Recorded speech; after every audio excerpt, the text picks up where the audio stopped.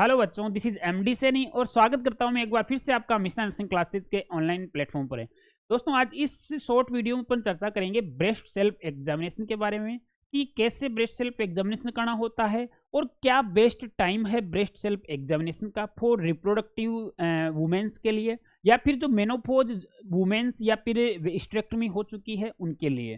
साथ ही है जो क्या स्टेप्स, कितनी स्टेप्स फॉलो करनी होती है और क्यों किया जाता है ब्रेस्ट सेल्फ एग्जामिनेशन या क्यों करना चाहिए, सारे सवालों के जवाब आपको इस वीडियो के अंदर मिलने वाले हैं। तो वीडियो आपके लिए इंपॉर्टेंट होने वाला है अगर आप किसी भी nursing officer, staff nurse, CHO exam की प्रिपरेशन कर रहे हैं तो। ठीक है, तो जो बच्चे पहली बार चैनल पर आए, चैनल को सब्सक्राइब कर लें और बेल आइकन के बटन को दबा लें ताकि आपको प्रत्येक अपडेट सबसे पहले मिलती रहे। साथ ही mission nursing notes play store से डाउनलोड कर लें ताकि आपको books, online courses, model paper, test से संबंधित सभी अपडेट्स सबसे पहले मिले। चलो अपन बात कर रहे हैं ब्रेस्ट सेल्फ एग्जामिनेशन की। और breast self examination monthly base पर फीमेल्स को या महिलाओं को परफॉर्म करना होता है ताकि किसी भी तरह का अगर ब्रेस्ट में कैंसर डेवलप हो रहा है तो उसको अर्ली स्टेज में ही उसका आइडेंटिफाई किया जा सके, उसका पता लगाया जा सके, ताकि उसको एडवांस स्टेज में पहुंचने से पहले ही उसका समय रहते उपचार करते हुए उसको ठीक किया जा सके। ठीक है, तो यहाँ पर सबसे पहले तो अपन देखेंगे कि जो ब्रेस्ट सेल्फ एग्जामिनेशन होती है वो, या जो रिप्रोडक्टिव एज की वुमेन्स है 15 से लेकर 45 साल की जो महिलाएं हैं उनके लिए क्या बेस्ट टाइम होता है, और जो मेनोपॉज जिनका माहवारी बंद हो चुका उनके लिए है जो बेस्ट टाइम क्या होता है। मैं बात कर रहा हूं रिप्रोडक्टिव एज ग्रुप की वुमेन के लिए।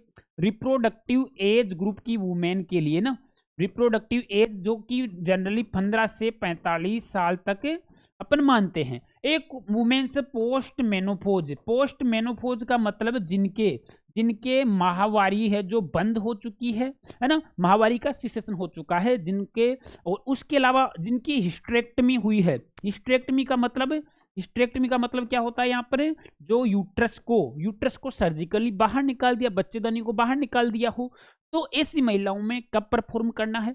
जो 15 से 45 साल की महिला हैं उनमें कब परफॉर्म है जो मंथली ब्रेस्ट सेल्फ एग्जामिनेशन करना है। पहली बात तो ब्रेस्ट सेल्फ एग्जामिनेशन कौन से मेथड के द्वारा किया जाता है, इंस्पेक्शन एंड पल्पेशन मेथड। दो फिजिकल एग्जामिनेशन के 4 मेथड होते हैं, उनमें से 2 मेथड यूज हो रहा है, इंस्पेक्शन एंड पल्पेशन। ठीक है, अब यहां पर देखिएगा इनके लिए अगर अपन बात करें तो 7 to 10 days post menstrual period ना, यानी मेंस्ट्रुअल साइकिल 7 to 10 डेज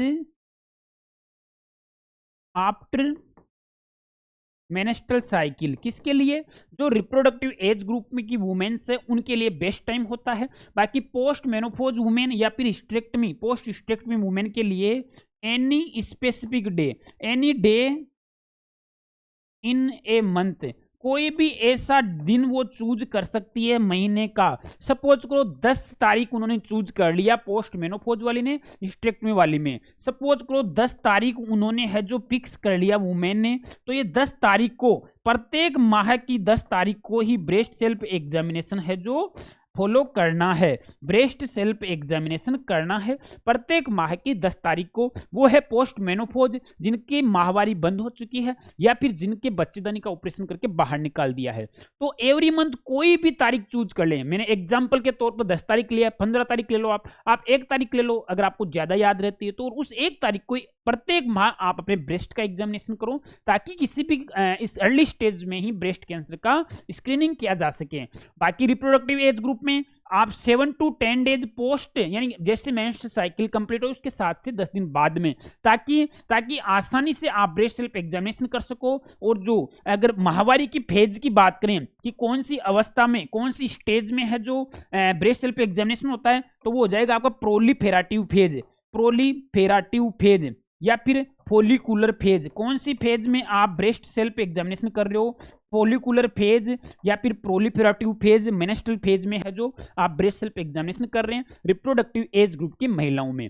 ठीक है, तो किस लिए किया जाता है? टू डिटेक्ट को स्क्रीनिंग टेस्ट है। ये क्या है बच्चों? ये क्या है? ये स्क्रीनिंग टेस्ट है। दिस इज क्या है? ये स्क्रीनिंग टेस्ट है। स्क्रीनिंग टेस्ट है, ये कंफर्मेटिव टेस्ट नहीं है।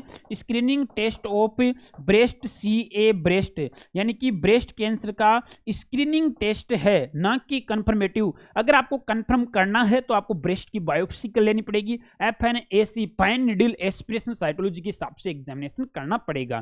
ठीक है, अब इसमें अपन स्टेप्स की बात कर लेते हैं।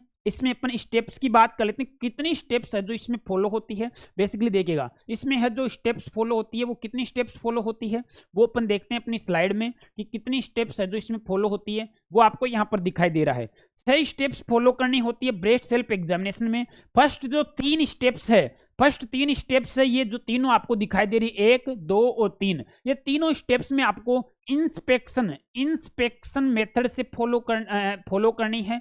इंस्पेक्शन यानी कि आपको देखकर मिरर के सामने खड़े हो जाना है, कांच के सामने, और आपको अपने ब्रेस्ट को है जो एग्जामिन करना है। फर्स्ट वन आपको देखो मिरर या शावरिंग। देखो जब आप नहा रहे हो, शावरिंग का टाइम होता है वो बेस्ट होता है, क्योंकि जैसे ही नहाते हैं उस वक्त क्या है, ब्रेस्ट लचीले, सॉफ्ट और फ्लेक्सिबल होते हैं उस वक्त पर टिश्यूज वगैरह। तो बेस्ट टाइम होता है कि ड्यूरिंग द शावरिंग आप है जो ब्रेस्ट का सेल्फ एग्जामिनेशन कर सकते हैं। लेकिन बेटर है आप मिरर के सामने खड़े होकर ब्रेस्ट एग्जामिनेशन करो। एक फर्स्ट स्टेप ये हो गई। सेकंड स्टेप में आपको अपने हैंड जो अप कर लेना है। अप करने के बाद में जो ब्रेस्ट की साइज, सिमेट्री और कलर, इस 3 स्टेप में जो इंस्पेक्शन से आप असेस कर रहे हो, क्या क्या असेस करोगे यहाँ से, क्या क्या साइज ब्रेस्ट की, कि साइज में कोई चेंजेस तो नहीं हुआ है, या शेप है ना, या सिमेट्री, दोनों ब्रेस्ट में सिमेट्री है कि नहीं है, या फिर ब्रेस्ट में किसी भी तरह के कलर का चेंजेस तो नहीं हुआ है। ये चारों चीज आप इंस्पेक्शन मेथड से है जो असेस करोगे।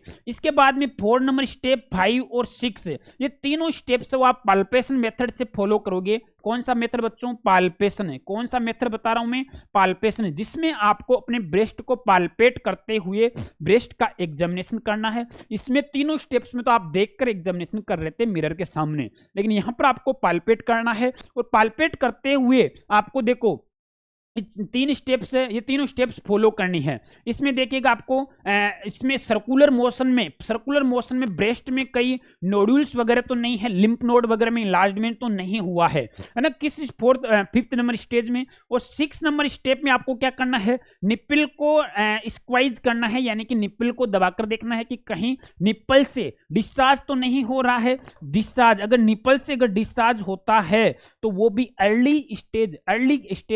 अर्ली साइन होता है ब्रेस्ट कैंसर का। अगर निप्पल से अनयूजुअली डिस्चार्ज हो रहा है तो आपको तुरंत डॉक्टर से इन्फॉर्म करना है, डॉक्टर से कांटेक्ट करके सलाह लेनी है। ठीक है, तो ये 3, और इसके बाद जो 6 नंबर की जो स्टेप्स है, ये इसमें नंबरिंग शायद गड़बड़ लग रही है। 6 नंबर में आपको पेशेंट को लेटकर, जो महिला है उसको लेटकर राइट शोल्डर के नीचे पिलो या फोल्डेड टॉवल रखते हुए है जो ब्रेस्ट का एग्जामिनेशन करना है for the lymph node enlargement, या फिर किसी भी तरह का है जो नोड्यूल्स वहां पर आपको नोटिंग तो नहीं हो रहा है।